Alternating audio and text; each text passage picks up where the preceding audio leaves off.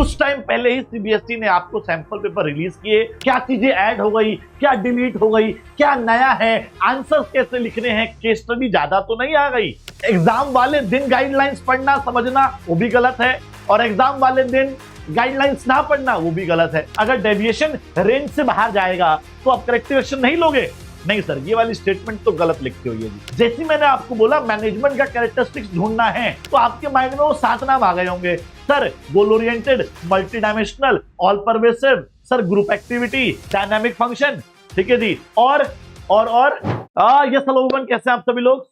नमस्कार, मैं अनुराग द्विवेदी स्वागत करता हूं आप लोगों का हमारे इस चैनल पे। और आज के इस वीडियो के अंदर हम लोग सॉल्व करने वाले हैं सैंपल पेपर। कुछ टाइम पहले ही सीबीएसई ने आपको सैंपल पेपर रिलीज किए, उसमें से बिजनेस स्टडीज के सैंपल पेपर में क्या क्या चीजें हैं, क्या चीजें ऐड हो गई, क्या डिलीट हो गई, क्या नया है, आंसर्स कैसे लिखने हैं, केस स्टडी ज्यादा तो नहीं आ गई। ठीक है, डायरेक्ट क्वेश्चन कितने हैं, एमसीक्यू में ट्रिकनेस, जो ट्रिकी क्वेश्चन एमसीक्यूज है वो कैसे हैं, एसर्शन रीजन भी आया हुआ है, पिक्चर बेस्ड क्वेश्चन भी आया हुआ है। ये सब कुछ जो है मैं इसी लेक्चर के अंदर, इसी सेशन के अंदर डिस्कस कर लूंगा। ठीक है जी, तो बने रहिएगा। और एक चीज और, कॉपी पेन लेके बैठ जाना।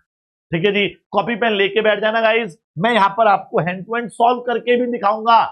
ठीक है, ओके। चलिए, अब जो सैंपल पेपर आया है उस सैंपल पेपर के बारे में देखते हैं। सर सैंपल पेपर में जो सबसे बड़ी जो मिस्टेक करते हैं बच्चे कि वो गाइडलाइंस नहीं पढ़ते हैं। ठीक है, देखो गाइडलाइंस ऑलमोस्ट सेम ही होती हैं, सेम ही रहेंगी।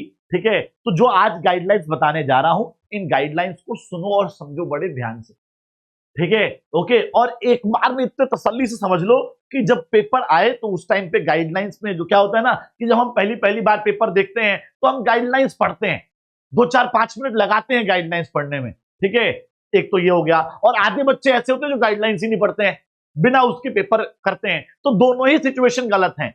एग्जाम वाले दिन गाइडलाइंस पढ़ना समझना वो भी गलत है, और एग्जाम वाले दिन गाइडलाइंस ना पढ़ना वो भी गलत है। तो मैं आज ही आपको गाइडलाइंस बता दे रहा हूं, इन गाइडलाइंस को आज ही अपने माइंड में छाप लो। ठीक है, सबसे पहले गाइस कि आपके बिजनेस स्टडीज के पेपर में टोटल कितने क्वेश्चंस होते हैं, तो ये बात ध्यान रख लो कि sir total number of questions जो है वो 34 आएंगे। ठीक है, टोटल 34 क्वेश्चन जो है आपके बिजनेस के पेपर में आने वाले हैं। सब्जेक्ट कोड पता है आप लोगों को, सब्जेक्ट कोड है गाइस 054। ये सीबीएसई का बिजनेस स्टडीज का सब्जेक्ट कोड है। क्या सब्जेक्ट कोड है गाइस? 054 आपका सब्जेक्ट कोड हो गया। ठीक है जी, ओके। उसके बाद गाइस एक बात और समझनी है कि मैं हमेशा अपने बच्चों को बोलता हूं, ठीक है, कि देखो कुछ क्वेश्चन जो है 3 नंबर के आएंगे, कुछ एमसीक्यूज आएंगे, कुछ 4 नंबर के आएंगे, कुछ 6 नंबर के आएंगे। ठीक है जी, लेकिन मैं बता दूं कि आपको 4 नंबर में देखो, वर्ड लिमिट देख लो, 4 नंबर को 50 से 75 वर्ड्स में लिखना है। ठीक है, 3 नंबर को 4 नंबर को आपको 150 वर्ड्स में लिखना है, 6 नंबर को आपको ऑलमोस्ट 200 वर्ड्स में लिखना है। ठीक है, बच्चे क्या करते हैं, बच्चे कंफ्यूज हमेशा होते हैं कि पूछ लिया स्टेट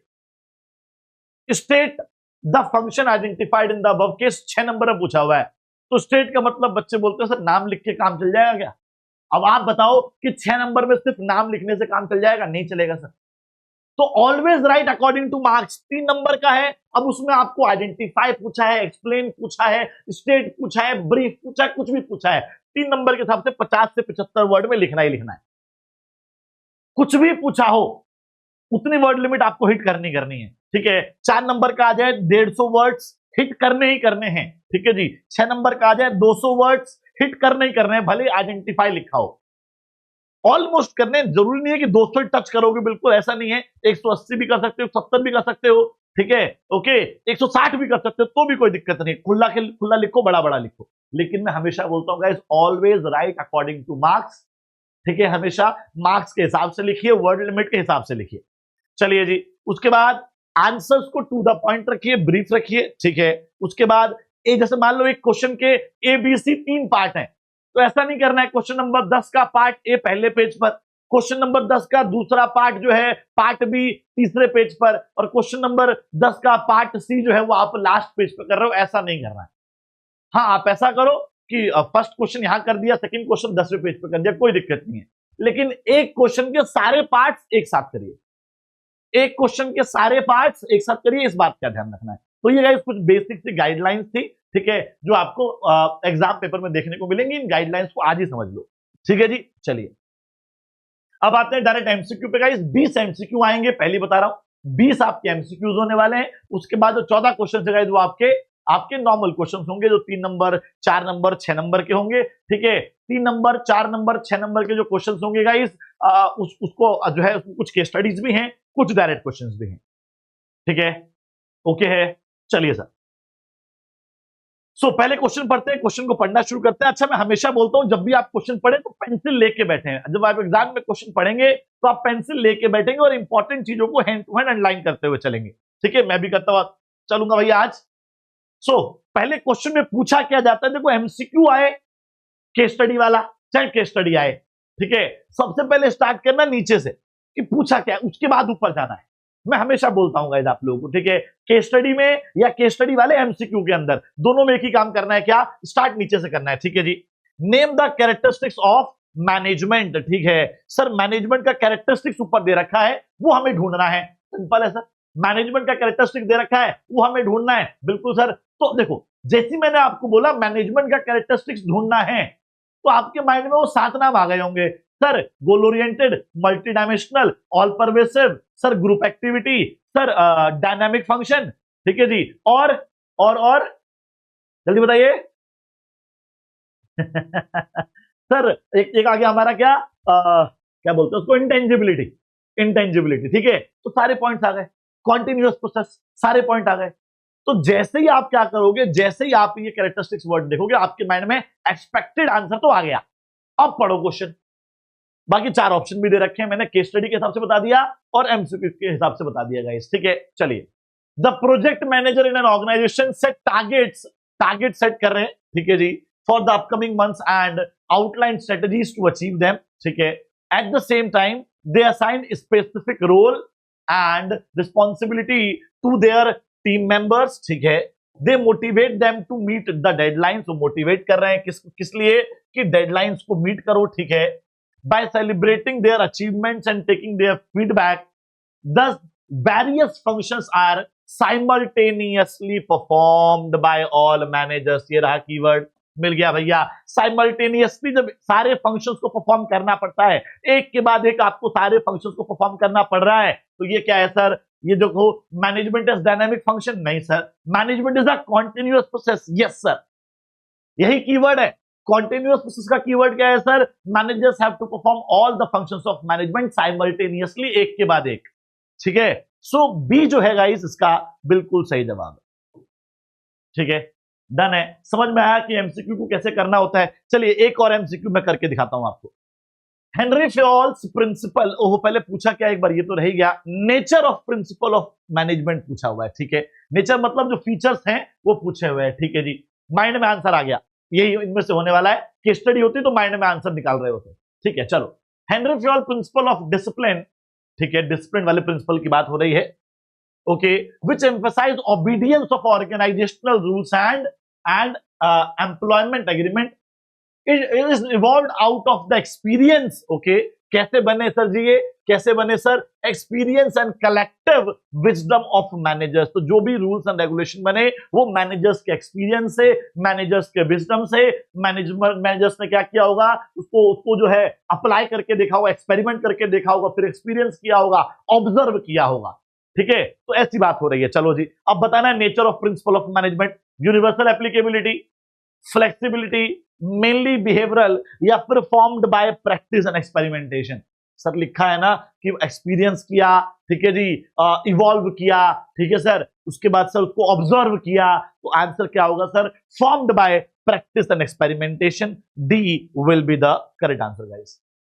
ठीक है, ओके, चलिए सर। अब आ गया सर एक असर्शन रीजन वाला क्वेश्चन, समझते हैं बड़े ध्यान से इसको। Read the following statement, assertion and reason, correct the choose the correct alternative from those given below. ठीक है, कर लेते हैं, कोई बात नहीं। Maslow's need hierarchy theory of motivation is widely recognized and appreciated yet criticized। ठीक है जी, जो Maslow need of hierarchy theory है चैप्टर नंबर 7 के अंदर, वो बहुत ज्यादा एक्सेप्टेड है। आप यकीन मानिए, मैंने इसको 12th में पढ़ा, बैचलर्स में पढ़ा, मास्टर्स में भी थोड़ा बहुत पढ़ा। ठीक है जी, जब मैंने बीएड करी, बीएड में भी पढ़ा। ठीक है, और एक बार हमारे क्लास टीचर पीएचडी में कर रहा हूं, पीएचडी के अंदर भी गाइस इसका डिस्कशन किया गया। तो सोचो आप सोचो आपके कितना इंपॉर्टेंट है, कितना वाइडली एक्सेप्टेड है, रिकॉग्नाइज्ड है, बट फिर भी क्रिटिसाइज किया जाता है थोड़ा बहुत। ठीक है, okay. Even though Maslow's theory focus on needs as a basis of motivation and helps to develop understanding about the motivation phenomenon, his propositions are questioned on their classification and hierarchy. ठीक है, okay. Almost मुझे दोनों match करते हुए दिख रहे हैं। ठीक है, so both assertion and reason are true. बिल्कुल ट्रू है सर, ये भी ट्रू है, ये भी ट्रू है, दोनों ही ट्रू है सर। ठीक है, लेकिन ये मुझे लग रहा है करेक्ट एक्सप्लेनेशन भी है, रीजन जो है वो करेक्ट एक्सप्लेनेशन भी है। ठीक है, not the correct explanation, false, and this is the correct explanation of assertion. So the correct answer is guys D. D जो हुआ मेरे भाई बिल्कुल सही जवाब हुआ। ठीक है, कि दोनों सही भी हैं और ये इसकी करेक्ट एक्सप्लेनेशन भी है। चलिए आगे बढ़ते हैं। स्टेटमेंट बेस्ड वाले क्वेश्चन भी देखो आए हुए हैं। स्टेटमेंट बेस्ड वाले क्वेश्चन करते हैं sir. Statement values are basic truth and guidelines for behavior which are formed after research in work situation. Statement 2, while practicing principles of management, values cannot be neglected as business organization have to fulfill social and ethical responsibility towards society. ठीक है, अब एक बार बालकों में आपको link करके समझाता हूं। देखो, values are the basic truth and guidelines for behavior which are formed after research in work situation. values या principles? सर जी, वैल्यूज की बात हो रही है, प्रिंसिपल्स की बात हो रही है? Principles are basic truth and guidelines आएगा ना। गाइडलाइंस क्या थे सेकंड चैप्टर के अंदर गाइस? सेकंड चैप्टर में principles are the guidelines, not the values. तो स्टेटमेंट 1 तो इनकरेक्ट हो गई। ठीक है, सेकंड पढ़ लेते हैं sir. While practising principles of management, values can not be neglected. बिल्कुल सही बात सर, आप प्रिंसिपल्स को जब प्रैक्टिस कर रहे हो तो वैल्यू को छोड़ना नहीं है। बिल्कुल, ये वाली स्टेटमेंट सही है मेरे भाई। ठीक है जी, तो फर्स्ट स्टेटमेंट इज इनकरेक्ट। कहां लिखा हुआ है सर? सी में। आफ्टर स्टेटमेंट 1 इज, नहीं ये भी नहीं है। हाँ, स्टेटमेंट ये रहा। Statement second is true, first is wrong. Statement जो सेकंड है गाइस वो सही है, फर्स्ट रॉन्ग है, तो डी जो होगा, D is the correct answer guys. ठीक है, क्लियर है? डी जो है बिल्कुल सही जवाब है गाइस। ठीक है, क्लियर है? चलिए आगे बढ़ते हैं फिर। नेक्स्ट क्वेश्चन पूछा क्या है sir? the method being used to calculate the compensation provided to her. ठीक है, मेथड बताना है जो यूज किया गया है उसको कॉम्पनसेशन देने के लिए। ठीक है, Manupriya is working as the human resource manager of ETD limited at an annual salary of 8 lakh rupees per annum and is also offered shares of the company. Okay, company के शेयर्स भी offer किए जा रहे हैं। offered shares of the company at a price, ठीक है जी, which is lower than the market price. Okay, ठीक है, ठीक है। The method being used to calculate the compensation provided to her is sir time based direct financial payment, चलो indirect financial payment, ओहो, time based pay plus incentive. Yes sir, sir incentive बिल्कुल सही बोला sir. Incentive सही क्यों बोला, इस बात को समझिए। इंसेंटिव क्या होता है डायरेक्टिंग के अंदर? देखो ये जो ऊपर दे रखा है ना, ये एक इंसेंटिव है। इंसेंटिव कौन सा है? स्टॉक ऑप्शन एंड को पार्टनरशिप। स्टॉक ऑप्शन और को पार्टनरशिप एक फाइनेंशियल इंसेंटिव है जो क्या कहता है, कंपनी के शेयर्स एम्प्लॉइज को दीजिए at a price lower than the market price. तो ये एक फाइनेंशियल इंसेंटिव है। अब यहां 4 ऑप्शन है, इनमें से चारों में सिर्फ यहां पर इंसेंटिव जो है मेंशन किया गया है। ठीक है, financial payment, indirect, performance based, direct financial payment, ऐसा कुछ भी नहीं है सर। यहां पर पैसे मिल रहे हैं, साथ में उसको इंसेंटिव मिल रहा है। बिल्कुल सही बात है सर। करेक्ट आंसर क्या हो गया? करेक्ट आंसर हो गया सी। ठीक है, चलिए आगे बढ़ते हैं सर। ओके, क्या पूछा है सर इसमें? इसमें आपसे पूछा है कि out of the following which is are the components of social environment, में से कौन से सोशल एनवायरनमेंट के कंपोनेंट्स हैं? मैं सारे बताता हूं कौन कौन से कंपोनेंट है। आ जाओ sir. Sir rate of inflation, भाई इन्फ्लेशन कौन सा कंपोनेंट हो गया? हाँ जी सर, इन्फ्लेशन जो है ये तो इकोनॉमिक हो गया सर, इकोनॉमिक एनवायरनमेंट है। ठीक है, various specialty health and food grocery shops have opened in an area where fitness and health enthusiasts live. ठीक है जी, तो ये आ गया सोशल, भाई फिटनेस, हेल्थ, ठीक है जी, हेल्दी फूड, ये सब सोशल में आता है। ठीक है, लाइफ एक्सपेक्टेंसी रेट, ये भी सोसाइटी का पार्ट है मेरे भाई। ठीक है, हेल्थ एंड इंफ्रास्ट्रक्चर, सर ये भी सोशल में आएगा।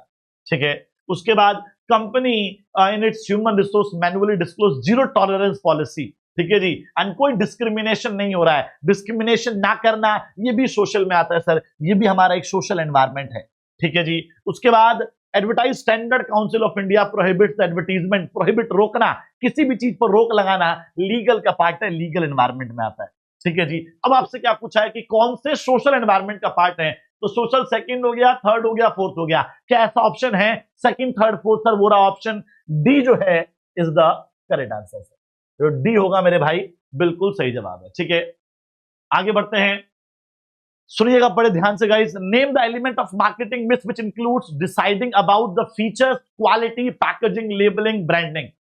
हाँ जी, मार्केटिंग मिक्स के अंदर ये होता है, देखो brand, package, label, design, size, warranty, services, ये सब जो है हमारे प्रोडक्ट के अंदर आती हैं। So C product is the correct answer, ठीक है। आगे बढ़ते हैं, choose the correct statement about the controlling function of management, ठीक है।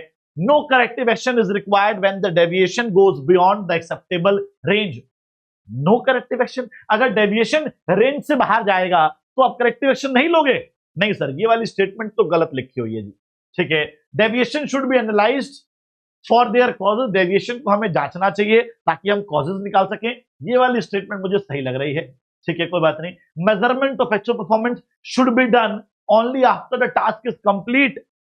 हाँ जी सर, जो मेजरमेंट है वो तभी करनी चाहिए जब काम कंप्लीट हो जाए। नहीं सर, काम के दौरान भी हमें जो है मेजरमेंट करनी चाहिए, ठीक है जी। ऐसा नहीं है कि आप मेजरमेंट सिर्फ काम होने के बाद ही करेंगे। अगर मेजरमेंट काम होने के बाद करेंगे और उसमें गलती निकलेगी तो काम ही खराब हो गया ना सारा का सारा। और काम के दौरान मैनेजमेंट मेजरमेंट करते रहोगे तो अगर अभी दिक्कत शुरू हुई है तभी आपने पकड़ ली है तो वहीं पर भैया काम जो है रोक दिया जाएगा। जो गलतियां हैं, जो जो डेविएशंस हैं, जो जो डेफिशिएंसीज हैं, उनको दूर कर दिया जाएगा। तो सिर्फ और सिर्फ टास्क कंप्लीट होने के बाद होगा मेजरमेंट, ये गलत है, ये गलत है। Managers must keep a check on each and every activity, otherwise the entire organisation में सफर। मैनेजर्स जो है भैया उसको हर एक एक्टिविटी पे जो है नजर रखनी चाहिए, वरना जो है पूरी ऑर्गेनाइजेशन को नुकसान झेलना पड़ेगा, ठीक है जी। ओके, ये भी गलत है भैया। अब मैनेजर्स का काम थोड़ी है यार, मैनेजर्स का काम थोड़ी है पूरी ऑर्गेनाइजेशन को एनालाइज करना, जांचना और परखना। नहीं सर, मैनेजर्स का काम नहीं है, ठीक है। पूरी ऑर्गेनाइजेशन के हर ईच एंड एवरी वर्ड लिखा हुआ है, हर एक वर्ड को एनालाइज करेंगे, हर एक काम को एनालाइज करेंगे? नहीं सर, ठीक है। डेविएशन को ये लिखा ना, deviation should be analysed for their causes, ठीक है जी। डेविएशन जो है एनालाइज किया जाना चाहिए ताकि कॉजेज को निकाला जा सके। ये स्टेटमेंट बिल्कुल सही है sir. So B is the correct answer. चलिए, एक पिक्चर बेस्ड क्वेश्चन मैंने बोला था बाल को, ये रहा picture based question. Look at the picture given below and analyse the question that follows. Identify the incorrect statement about the type of source of recruitment depicted above. I'm looking for job. Can you refer me? I'm looking for job. ये दोनों कह रहे हैं yes, yes. ठीक है।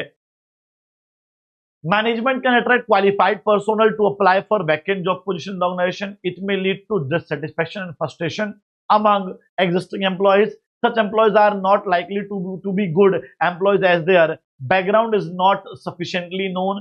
Managers has a wider choice while selecting people for employment. Guys, क्या होगा सही जवाब? जल्दी से बताइए प्लीज, फटाफट बाल को।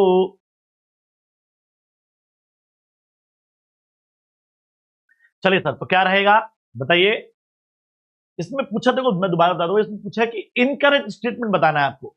अब इसमें से इनकरेक्ट क्या है sir? Managers can attract qualified personal, बिल्कुल सही स्टेटमेंट है। इट में लीड टू डिससेटिस्फैक्शन, फ्रस्ट्रेशन, बिल्कुल सही बात है। अगर बाहर से लोगों को इनवाइट करोगे तो एग्जिस्टिंग एम्प्लॉयज के अंदर डिससेटिस्फैक्शन आता है, ये भी बिल्कुल सही बात है सर, ठीक है जी। Okay, and such employees are not likely to be good employees as their background is not sufficient. Good employees नहीं होंगे पहले जानते हो आप? नहीं सर, ये वाली स्टेटमेंट जो लिखी है वो गलत लिखी हुई है, ठीक है जी। Okay, so the correct answer of this question is guys C. C जो है बिल्कुल सही जवाब होगा, ठीक है। आगे बढ़ते हैं sir. Arrange the following elements of communication process in the correct sequence, ठीक है जी। तो करेक्ट सीक्वेंस में गाइस हम लोगों को ये एक्सप्लेन करना है, ठीक है जी। करते हैं सर करेक्ट सीक्वेंस में एक्सप्लेन। तो मैं ये सीक्वेंस नहीं दे, मैं ये ऑप्शन नहीं देख रहा हूं, मैं डायरेक्टली नंबरिंग कर देता हूं। ठीक है जी। ओके, सबसे पहले क्या आएगा? सेंडर आएगा, नंबर 1 पे सेंडर। अब नंबर 1 ऑप्शन कहां लिखा हुआ है, मतलब नंबर 3 ऑप्शन कहां लिखा हुआ है? सर नंबर 3 पहले पे आएगा, तो पहले पे नंबर 3 यहां पर है और पहले पे नंबर 3 यहां पर है। ठीक है जी, मतलब ऑप्शन या तो 1 होगा या 2 होगा, मतलब ए और बी में से आंसर है। ठीक है जी। ओके, लास्ट में क्या आता है सर? लास्ट में आता है फीडबैक, है ना? लास्ट में क्या आता है सर? लास्ट में आता है फीडबैक। तो नंबर 2 पे हो गया भैया, सॉरी 7 है ना, तो नंबर 7 पे हो गया भैया फीडबैक। ठीक है, तो नंबर 6 लास्ट में ले लो। ओहो, नंबर 6 इन दोनों में ही लास्ट में है। देख रहे हो ट्रिक, दे रहे हो बाल को? पहला नंबर 3, पहला number 3, last feedback, last feedback, यहां पर भी सेम ही है। ठीक है, अब बताओ, अब भाई कैसे निकाले आंसर? हाँ जी, अच्छा फीडबैक से पहले क्या होता है? फीडबैक से पहले जो है मेरे भाई रिसीवर होता है। तो नंबर 5 चेक करो कहां पर आ रहा है। सर नंबर 5 आ रहा है यहां पर, नंबर 5 आ रहा है गाइस यहां पर, तो करेक्ट ऑप्शन क्या हो गया? बी। बी जो है बिल्कुल सही जवाब है। इस तरह से निकाला करो, ठीक है, अगर आपको आंसर नहीं आता है तो। आई बात समझ में? आई बात समझ में? ठीक है जी, ठीक है ठीक है ठीक है। चलिए आगे बढ़ते हैं सर, नेक्स्ट क्वेश्चन की तरफ मूव करते हैं। Choose the correct statement about the meaning of depository. Depository क्या, उसके बारे में करेक्ट स्टेटमेंट चूज करनी है। Depository holds and transfer securities in the demat form. Depository serves as an intermediary and buys and sell securities on the instruction of client. ठीक है, okay. Depository is like a bank and keep securities in electronic form on the behalf of the investors. ठीक है, depository buys securities from a company and sell to the public at a higher price. बताइए, जल्दी बताओ जल्दी बताओ, क्या होगा सही जवाब? फटाफट। हाँ जी, so depository holds and transfer securities in the demat form. ठीक है, ओके, करेक्ट स्टेटमेंट पूछा है। Depository serves as an intermediary and buys and sell securities on instruction of client. Sir ये भी देखो, ये वाला स्टेटमेंट भी गलत है। ठीक है जी, depository buy securities from company and sell it to public, ये वाला भी गलत है। अब sir depository holds and transfer securities in the demat form, एक ऑप्शन ये बनता है। दूसरा option, depository is like a bank and keep securities in electronic form on the behalf of investors. देखो ऑलमोस्ट ऑलमोस्ट ये भी सही है, इसमें थोड़ी सी गड़बड़ है, लेकिन जो एक्यूरेटली सही है वो सी है। तो option C is the correct guys. ठीक है जी, ओके। चलिए आगे बढ़ते हैं सर नेक्स्ट क्वेश्चन की तरफ। Name the feature of marketing reflected in the above statement. Feature of marketing पूछा है, फीचर ऑफ मार्केटिंग। ठीक है, a product will be purchased only if it's perceived to be given giving the greatest benefit for the money. भाई greatest benefit मतलब customer को value करे, तो customer value जो है गाइस बिल्कुल सही जवाब है, बिना किसी देरी के, ध्यान रखना। ठीक है, बेनिफिट देना मतलब कस्टमर को वैल्यू प्रोवाइड कर रहा है। Okay, next next next. Okay, एक बाल को यहां पर हमारे सामने जो है एक मैच द फॉलोइंग टाइप आया, आ जाओ sir. Management hierarchy, coordination, organising, controlling. मैं उठाता हूं पहले किसको? ऑर्गेनाइजिंग उठाते हैं, ऑर्गेनाइजिंग। ठीक है, देखना भैया ऑर्गेनाइजिंग का ए है क्या? It involves defining and grouping of activities, resource allocation and establishment of authority relationship. बिल्कुल सही बात है सर, तो सी ऑप्शन। ठीक है, सी का फर्स्ट, सी का फर्स्ट इन दोनों में है। ठीक है, ओके, कोई बात नहीं, और आ जाते हैं पीछे। आ जाओ सर, किस पे आ जाते हैं सर? मैनेजमेंट हायरार्की पे आ जाएं। मैनेजमेंट हायरार्की क्या होता है sir? Management hierarchy refers to different levels. Hierarchy मतलब लेवल्स होता है गाइस। ठीक है जी, तो फर्स्ट का फोर्थ, फर्स्ट का फोर्थ, सी का फर्स्ट। सर करेक्ट आंसर क्या हो गया? सी। ठीक है जी, हमने निकाल दिया। चलो आगे बढ़ते हैं सर, नेक्स्ट क्वेश्चन की तरफ मूव करते हैं। मिस्टर गुण अमरोहा, पूछा क्या है भाई इसमें?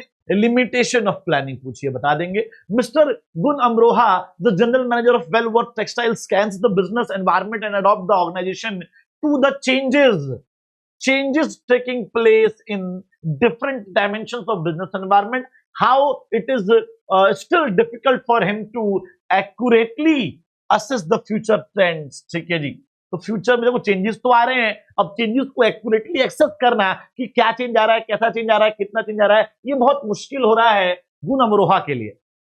ठीक है, ओके चलिए, तो planning leads to utility, planning may not work in dynamic environment, planning does not guarantee success, planning reduces creativity.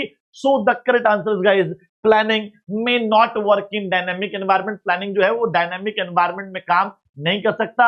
यहां पर लिखा भी था कि चेंजेस आ रहे हैं, चेंजेस मतलब डायनामिक होता है, और वो एक्यूरेटली उसको एक्सेस नहीं कर पा रहा है। ठीक है sir, so the correct answer is guys B, B जो है बिल्कुल सही जवाब है। Name the steps of staffing process which enables the organization to offer opportunities for career advancement to their employees by facilitating learning।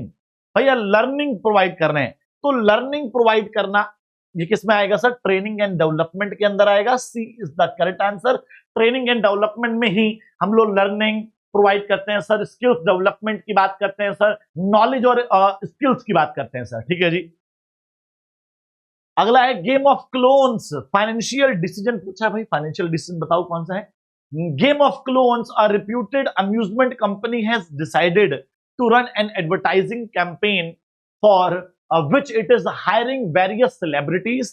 ठीक है, the campaign involves an expenditure of 150 crores। ठीक है, ये कौन सा फाइनेंशियल डिसीजन है? Long term investment decision, financing decision, working capital decision, dividend decision. Dividend decision मतलब होता है प्रॉफिट बांटने का डिसीजन, प्रॉफिट नहीं बांट रहे हैं यहां पर। वर्किंग कैपिटल होता है शॉर्ट टर्म के लिए, शॉर्ट टर्म की बात नहीं हो रही है यहां पर। फाइनेंसिंग डिसीजन ये होता है पैसा कहां से आएगा, पैसा लाने की बात नहीं हो रही है यहां पर, इन्वेस्टमेंट की बात हो रही है। तो long term investment decision, A is the correct answer guys. ठीक है, चलिए पूछा क्या है सर आपसे? पूछा यहां पर identify the factor affecting choice of capital structure. ठीक है, Arth Nivesh limited has a high fixed operating cost. Sir fixed operating cost बहुत ज्यादा है। The finance manager informs the chief finance officer that in case the company decides to take a loan for its future financial needs, its fixed financial cost will also increase leading to an overall increase in cost। ठीक है जी, तो fix financial cost बढ़ेगी, इससे पूरी company की जो overall cost है वो बढ़ जाएगी। Identify the factor affecting choice of capital structure discussed above. Cost of debt, flotation cost, risk consideration, या फिर कंट्रोल बाल को क्या होगा सही जवाब? जल्दी से बताइए प्लीज। सो क्या रहा मेरे भाई करेक्ट आंसर? देखो यार, जब जब फाइनेंशियल रिस्क बढ़ता जाएगा, ठीक है जी, आप लोग क्या कर रहे हो? आप लोग जो है फाइनेंशियल बर्डन बढ़ा रहे हो, फाइनेंशियल बर्डन बढ़ेगा, फाइनेंशियल कॉस्ट बढ़ेगी, उससे ओवरऑल कॉस्ट बढ़ जाएगी, मतलब कहीं ना कहीं रिस्क कंपनी का बढ़ता हुआ जा रहा है। ठीक है, तो सी इज द करेक्ट आंसर।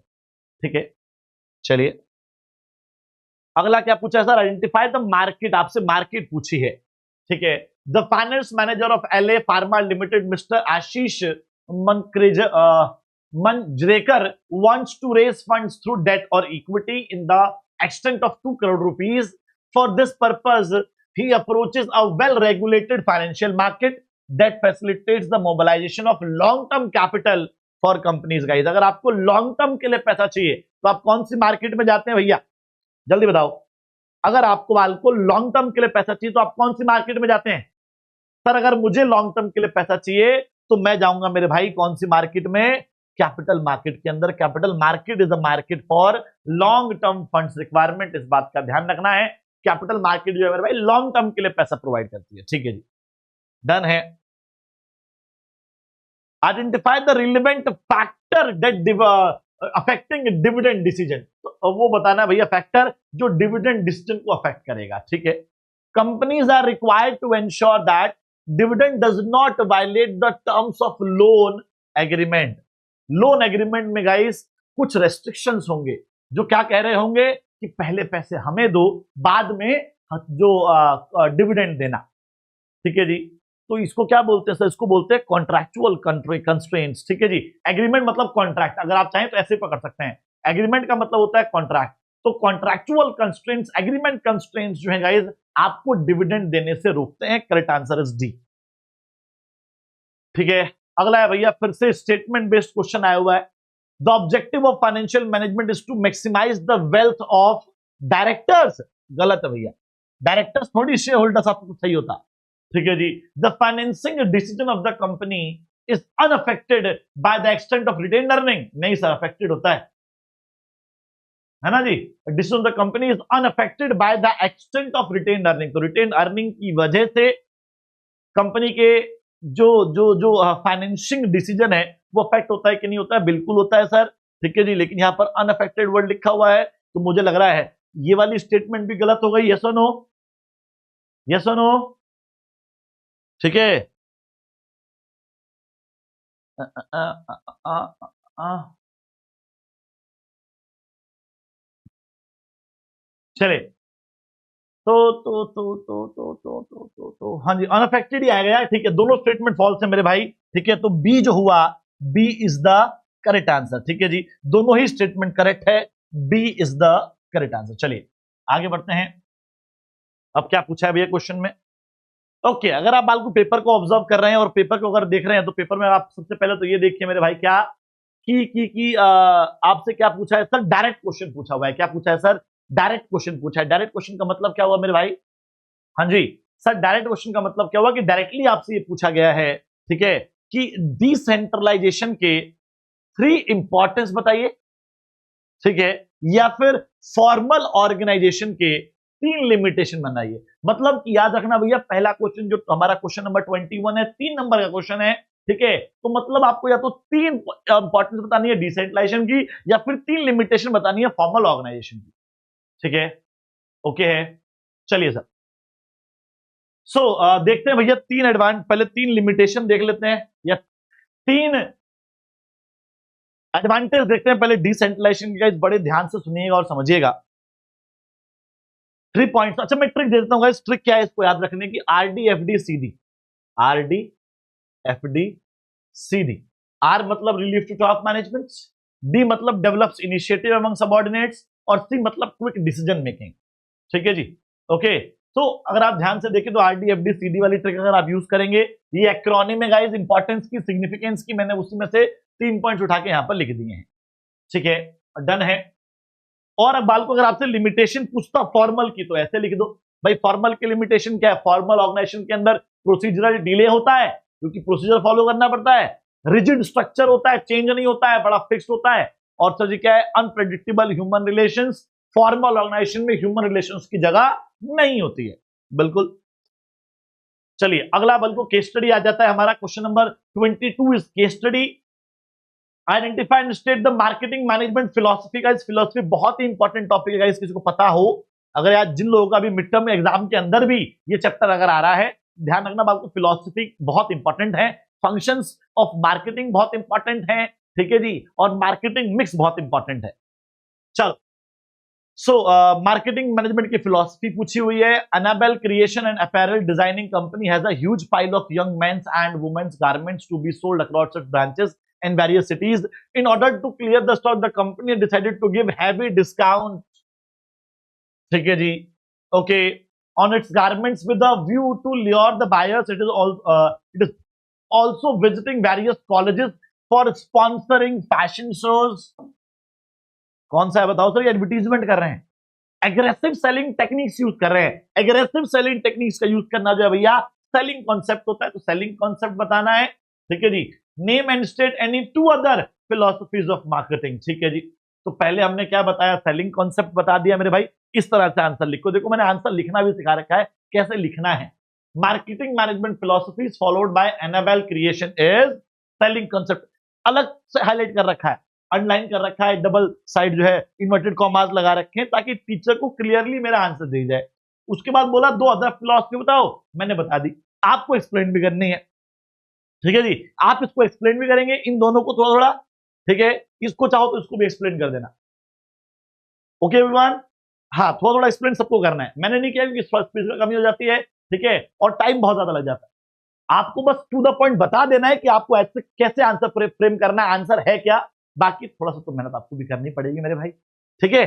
चलो, उसके बाद फिर से एक डायरेक्ट क्वेश्चन आया, give any 3 points of distinction. अच्छा, जो हमारा 21 क्वेश्चन था उसमें भी एक्सप्लेन करना है, ऐसा नहीं सिर्फ हेडिंग लिख के छोड़ दोगे आप।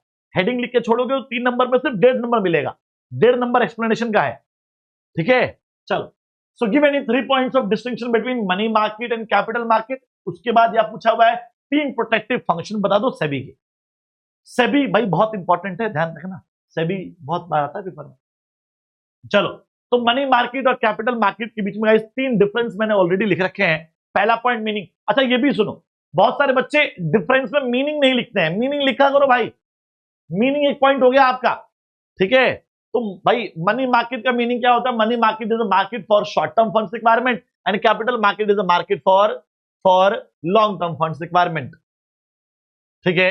चलिए, पार्टिसिपेंट्स, सर मनी मार्केट में कौन कौन पार्टिसिपेट करता है? RBI, SBI, LIC and financial जो इंस्टीट्यूशंस होते हैं वो जो है वो पार्टिसिपेट करते हैं।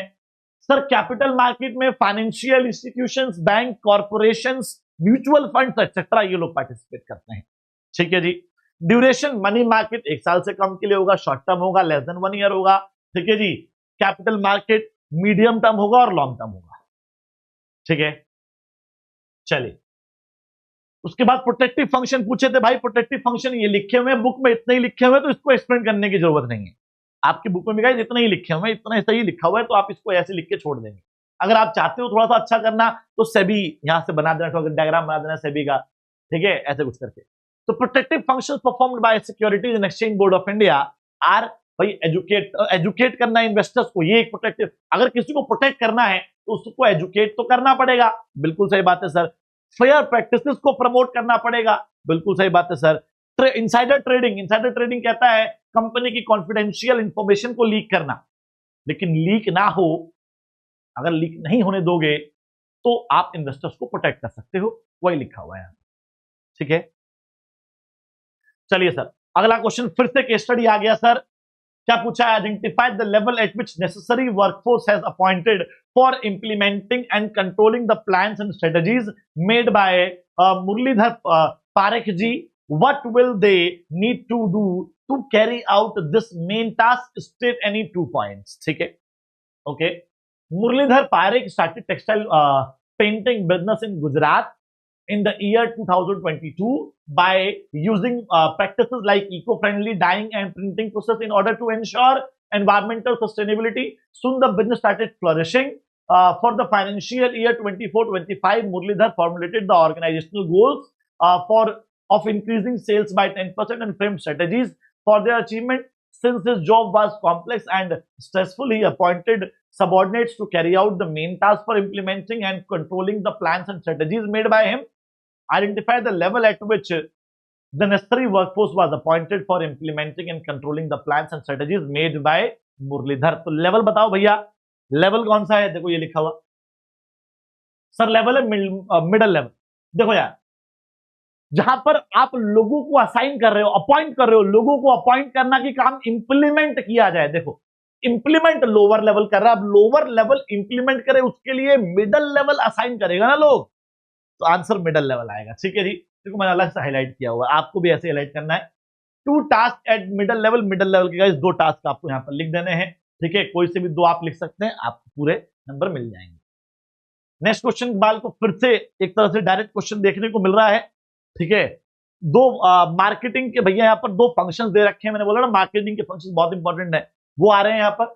या फिर फीचर्स पूछे हुए हैं, फिर से मार्केटिंग के पर्सनल सेलिंग के फीचर्स बताओ और एडवर्टाइजिंग के फीचर्स बताओ। आ जाओ सर। तो पहले कस्टमर सपोर्ट सर्विस क्या होता है sir? Customer support service after sale services जो हम लोग क्यों प्रोवाइड करते हैं? ताकि मैक्सिमम सेटिस्फेक्शन कस्टमर का आ सके, ठीक है जी। मैक्सिमम सेटिस्फेक्शन प्राप्त करने के लिए हम लोग क्या कर रहे हैं सर? हम लोग जो है after sale services customer support services provide कर रहे हैं। इसमें कंप्लेंट सर्विस है, इंस्टॉलेशन सर्विस है, ठीक है जी, रिपेयर सर्विसेज हैं, ठीक है, ये सब चीजें आ जाती हैं। चलो, पैकेजिंग एंड लेबलिंग। पैकेजिंग का मतलब क्या होता है? पैकेज को डिजाइन करना। पैकेज क्या होता है सर? पैकेज वो लेयर होती है जो प्रोटेक्ट करती है एनवायरमेंट के हार्म से, ठीक है जी। लेबल क्या होता है बाल को? Labelling is the process of designing a label. Labelling वो प्रक्रिया है जिसके द्वारा लेबल को डिजाइन करेंगे। अब लेबल क्या है? लेबल वो लेयर है जो प्रोडक्ट के बारे में सारी इंफॉर्मेशन प्रोवाइड करती है, ठीक है। चलिए, features of personal selling. Personal selling क्या होता है? Personal selling means selling goods personally. घर घर जाके बेचोगे तो personal communication, personal form develop होगा, ठीक है जी। और एक रिलेशनशिप डेवलप होगा सेलर और कस्टमर के बीच में, क्योंकि आप बात करते हैं, इंटरेक्ट करते हैं, उसके बारे में जानते हैं, अपने बारे में बताते हैं। ये 2 इसको एक्सप्लेन करना है, सिर्फ नाम लिख के नहीं छोड़ना, पहले बता रहा हूं, मैंने एक्सप्लेनेशन नहीं दी है, ठीक है। तो इसको एक्सप्लेन करेंगे आप एक दो लाइन के अंदर, डेवलपमेंट ऑफ रिलेशनशिप को एक्सप्लेन करेंगे दो लाइन के अंदर, ठीक है। उसके बाद फीचर्स ऑफ एडवर्टाइजिंग आएगा। एडवर्टाइजिंग क्या है? Advertising is any paid form of non personal presentation by an identified sponsor. तो पेड फॉर्म, क्योंकि एडवर्टीजमेंट गाइस हमेशा पेड होगी, फ्री में एडवर्टीजमेंट नहीं होती है, और इम्पर्सनल होती है। इम्पर्सनल मतलब नॉन पर्सनल नहीं होती है। मैं पर्सनली आपके घर पर आके आपको नहीं समझा रहा हूं, जैसे ये भी बाल को नॉन पर्सनल ही है। जैसे यहां पर मान लो कोई देख रहा है मुकेश नाम का स्टूडेंट, तो मैं मुकेश को थोड़ी पढ़ा रहा हूं, मैं सबको पढ़ा रहा हूं। ऐसे अमिताभ बच्चन की अगर ऐड आती है, अमिताभ बच्चन जी की ऐड आती है, ठीक है, किसके लिए भैया? बोरो प्लस के लिए, ठीक है। तो अमिताभ बच्चन जी की जो बोरो प्लस की ऐड है वो क्या आपके लिए आ रही है? ये सबके लिए आ रही है, सबके लिए आ रही है ना। तो क्या हुआ sir? Non personal presentation, impersonal बोलते हैं इसको। ये दोनों भी आपको एक्सप्लेन करने हैं, ठीक है, दो लाइन में। फिर से बाल को एक डायरेक्ट क्वेश्चन आया हमारे सामने, explain why planning is considered as pervasive futuristic function of management. ये दोनों समझाना है, या फिर इसमें समझाना है क्या? Explain the following type of plan, strategy और प्रोसीजर। 4 नंबर का है, ठीक है, दो नंबर में समझाना है, अच्छा खासा समझाना पड़ेगा आपको। आ जाओ सर, पहले समझाते हैं planning is pervasive. Planning pervasive क्यों होता है सर? क्योंकि planning is required at every level, every department, हर एक जगह इसकी जरूरत होती है।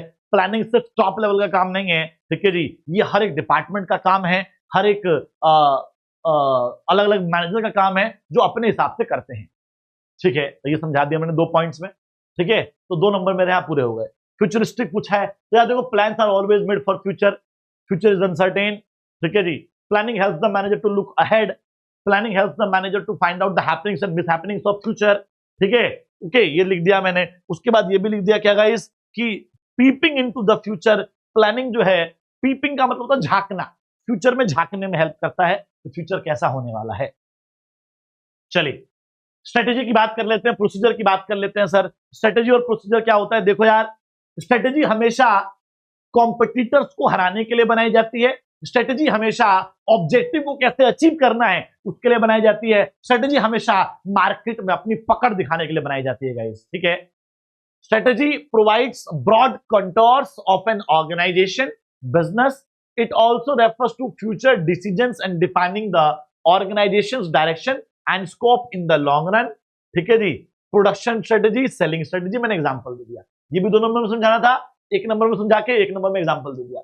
Similarly procedure, routine steps, chronological steps, sequential steps, systematic steps, एक पर्टिकुलर टास्क को करने के लिए एग्जांपल दे दिया भैया, है ना।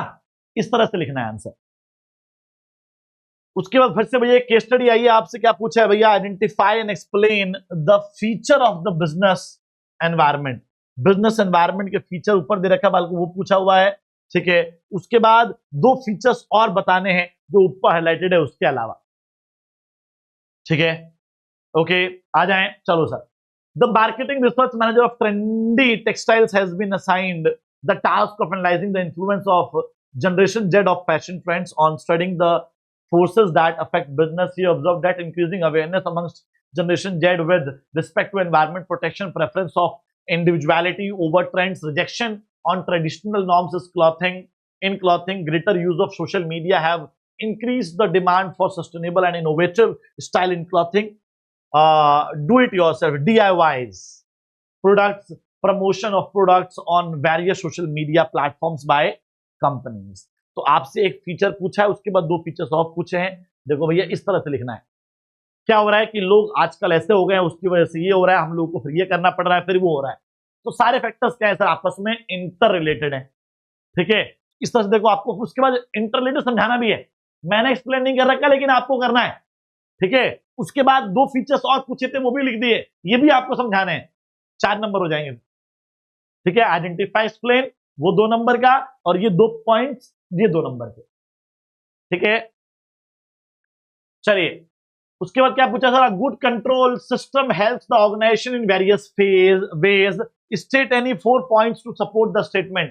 कंट्रोल जो है अच्छा होता है तो वो कहीं ना कहीं कंपनी को बहुत तरह से हेल्प करता है, ठीक है। तो ये एडवांटेज पूछिए आपसे, ये रही 4 एडवांटेज। मैं हमेशा बोलता हूं कि डायग्राम भी बनाया करो, ऐसे क्वेश्चन आ जाए डायग्राम बनाओ, ऐसे सूरज बनाओ, यहां लिखो इंपॉर्टेंस, ठीक है जी, और ऐसे करके बाल को 4 हेडिंग्स यहां लिखो, आधे से ज्यादा पेज बाल को इसमें यूज करो। ये चारों हेडिंग्स यहां पर डालो और अगले पेज से एक्सप्लेनेशन शुरू करो। इस तरह से करना है आप, ठीक है, ठीक है। और ये एक्सप्लेन भी करना है, एक्सप्लेन भी करना है इनको, ओके। हो जाएगा। अकम्प्लिशिंग ऑर्गेनाइजेशनल गोल्स, कंट्रोलिंग जो है गोल्स को अचीव करने में हेल्प करता है। कंट्रोलिंग जो है स्टैंडर्ड्स को जज करने में हेल्प करता है कि स्टैंडर्ड्स सही से सेट किए गए हैं कि नहीं किए गए हैं। जरूरी नहीं है कि हर बार गलती जो परफॉर्मेंस में होगी, कभी कभी गलती जो होती है किसके अंदर, स्टैंडर्ड में भी होती है। उसके बाद रिसोर्सेज को अच्छे से यूज करने के लिए कंट्रोलिंग करना पड़ेगा। उसके बाद कंपनी के अंदर ऑर्डर एंड डिसिप्लिन मेंटेन करने के लिए कंट्रोलिंग करना पड़ेगा, ठीक है, ओके डन। आगे के पूछा है sir, identify and explain the technique of scientific management. Technique पूछेगा, आंसर आपको दिख गया होगा और फिर भी हम क्वेश्चन पढ़ेंगे एक बार। The factory manager of Manik steel plant Musaddi Lal was in dilemma over workers shrinking work. It was becoming difficult for him to identify the workers who sometimes fake illness to skip work and on various other times intentionally wasted time, which led to an underutilization of resources. The job of the workers was complex and intricate. He discussed the problem with one of the retired friend, Kanti Lal, who suggested him to appoint 8 supervisors and specialists. तो 8 supervisor specialist सुनते ही कि sir factory manager के काम को 2 parts में divide किया गया, planning incharge, production incharge. Planning incharge के नीचे 4 लोग रखे गए, प्रोडक्शन इंचार्ज के नीचे 4 लोग रखे गए और ये 8 के 8 एक वर्कर को कमांड दे रहे हैं। डायग्राम में देखो, फैक्ट्री मैनेजर, उसके नीचे planning incharge, production incharge. Planning incharge के नीचे 4 लोग, route clerk, instruction card clerk, disciplinarian, time and cost clerk, speed boss, repair boss, gang boss, inspector, और ये 8 के 8 वर्कर को कमांड दे रहे हैं। तो ये इसका आंसर था, ठीक है। जैसे उसने 8 वर्कर बोला, 8 स्पेशलिस्ट बोला, 8 सुपरवाइजर बोला, मेरे माइंड में ये डायग्राम छप गया और मैंने तुरंत बना के दे दिया आपके सामने, ठीक है। तो आपको ये लिखना है, इसको एक्सप्लेन करना है, उसके बाद ये डायग्राम बनाना है, ठीक है, बस ये काम है। चलिए नेक्स्ट क्वेश्चन भैया क्या पूछा है, identify and explain the remaining step that Mr. Banerjee must undertake in order to ensure that the organization get the best among the very available from the pool of prospective job candidate। तो job candidate ये लोग ढूंढ रहे हैं, कुछ step इन्होंने कर लिए, कुछ बचे होंगे, वो हम बताने कौन कौन से बचे हैं। PP Motors is reputed automobile company known for manufacturing high performance four-wheelers. The company plans to hire 8 new engineers. Akhilesh Banerjee, the human resource manager, has eliminated unfit job seekers. Preliminary screening, है ना, unfit job seekers को निकालने को preliminary screening कहते हैं, ठीक है जी। On the information supplied in the application form, conducted various test, selection test भी हो गया, इंटरव्यूज भी हो गए, verified the information of the applicants, उनकी इंफॉर्मेशन को वेरीफाई किया जा चुका है, क्या रेफरेंस एंड बैकग्राउंड चेक किया जा चुका है। अब इसके बाद के रिमेनिंग स्टेज बताओ, selection decision, medical examination, job offer, contract of employment. ये 4 बनते हैं सर, ये रहे 4। इन चारों को एक्सप्लेन करना है तसल्ली से करना है। 6 नंबर का क्वेश्चन है, ठीक है, हाँ। उसके बाद है state the next question, state the concept of financial management discussed above, briefly explain the factors affecting the above that will affect the requirement of the concept identified in part A। ठीक है जी, पहले पहचानते हैं कि क्या ऊपर highlighted है। Satya Prakash has been successfully running a dry fruit wholesale business in Rajasthan for the past 5 years. He makes sufficient investment in current assets in order to facilitate smooth day-to-day operations of the business. The company has recently sold dry fruit worth 50 lakh to one of its corporate customers. Deshmukh pure gains on a strict credit policy. Satya Prakash has immediately placed an additional order for replenishment of stock. However, he received the dry fruits from his supplier after a large time lag. Credit policy, कौन सा बाल को financial management concept यहां पर highlighted है, तो मेरे भाई वर्किंग कैपिटल डिसीजन की बात हो रही है। यहां पर वर्किंग कैपिटल है कि नहीं है तो उधार लेना पड़ रहा है, ठीक है, उसकी वजह से डिले हो रहा है। तो concept of financial management highlighted is working capital. Working capital को जो है आपको क्या करना है सर, वर्किंग कैपिटल को डिफाइन करना है, उसके बाद फैक्टर्स लिखने हैं, फैक्टर्स को अलग से एक्सप्लेन करना है। क्रेडिट अलाउ ज्यादा करोगे तो जेब में पैसे ज्यादा चाहिए, क्रेडिट अलाउ कम करोगे तो वर्किंग कैपिटल रिक्वायरमेंट कम होगी। रॉ मटेरियल इजीली अवेलेबल है तो वर्किंग कैपिटल कम चाहिए, रॉ मटेरियल इजीली अवेलेबल नहीं है, लीड टाइम ज्यादा है तो वर्किंग कैपिटल ज्यादा लगेगी गाइस, ठीक है। नेक्स्ट क्वेश्चन बाल को, identify and explain the elements involve in one of the function of management discussed above. 4 features पूछे भैया एलिमेंट के, ठीक है। Mister Pankaj Kumar is working as the human resource manager in Alankar fabrics limited, heading a team of 15 people in his department. He has played a key role in the success of his organization by maintaining good interpersonal relation. Team, interpersonal relation, 2 keyword मिल चुके हैं, ठीक है जी। With his subordinate and influencing area, influencing the behaviour. Influencing सबसे तगड़ा keyword है ये आंसर लिखने के लिए कि कौन सा एलिमेंट ऊपर हाईलाइटेड है मेरे भाई। हाईलाइटेड जो है वो है लीडरशिप। लीडरशिप का मतलब होता है leadership is the process of influencing the behaviour of others. उसके 4 फीचर्स, पहला फीचर कॉन्टिन्यूअस प्रोसेस, दूसरा ऑल परवेसिव, तीसरा it exercise to achieve some common goals, चौथा leadership indicates the ability of an individual to influence other, leadership indicates the interpersonal relation between the leader and the manager, ठीक है जी। ये रहे भैया 4 features. इसको explain नहीं करना है, बुक में ऐसे ही लिखा हुआ है, लेकिन लीडरशिप को ढंग से एक्सप्लेन करना है, ठीक है, विद एग्जांपल। चल नेक्स्ट क्वेश्चन क्या पूछा है भैया, type of framework within which manager and operating task are perform in the organisation of which Malini and Shanli were a part of, ठीक है जी। उसके बाद 4 डिफरेंस बटवाने आपको उस फ्रेमवर्क के अंदर, ठीक है। तो ये जो फ्रेमवर्क है ना, ये ऑर्गेनाइजेशनल स्ट्रक्चर की डेफिनेशन है, ऊपर 2 दे रखे हैं, चलो देखते हैं। Malini and Shalini recently completed their web designing course from a reputed university in Mumbai.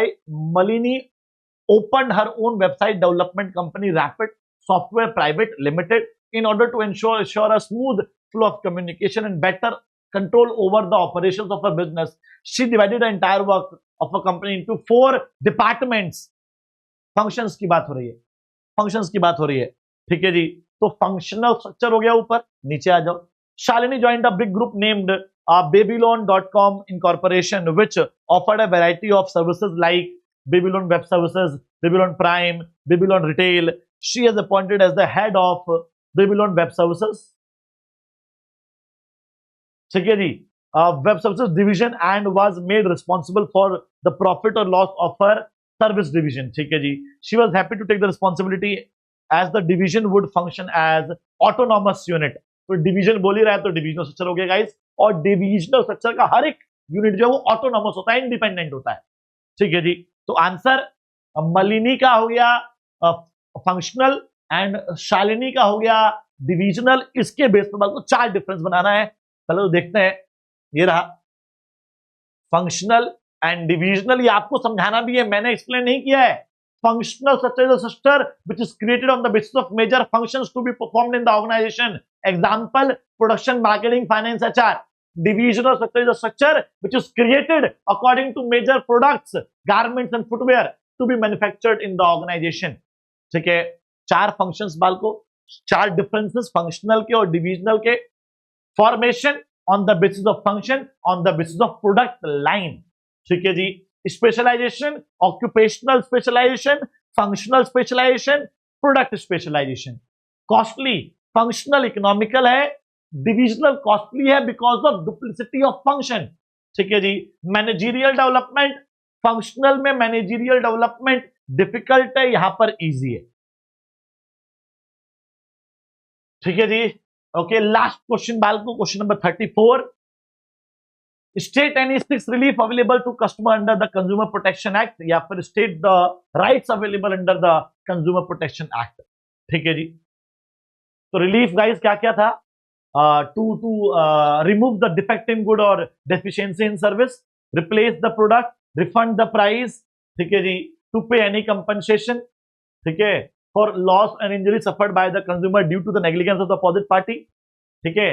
उसके बाद to seize the manufacturing, to not to offer, withdraw the hazardous goods from sale, ठीक है जी, to pay any compensation not less than the 5% of the value of defective good or deficiency of service to any consumer welfare fund or any person who will utilise the money in the same manner, ठीक है, to pay adequate cost to the appropriate party, ठीक है, to stop the misleading advertisement. तो ये सब बाल को जो रिलीफ है वो दिए जा सकते हैं। उसके बाद राइट्स पूछे हुए हैं, तो देखो जो रिलीफ है ना वो आपको डायरेक्ट लिखने ऐसे ऐसे, हाँ रिलीफ ये रहे, रिलीफ डायरेक्टली ऐसे लिख सकते हो, पूरे नंबर मिल जाएंगे क्योंकि इसकी एक्सप्लेनेशन नहीं है, ठीक है।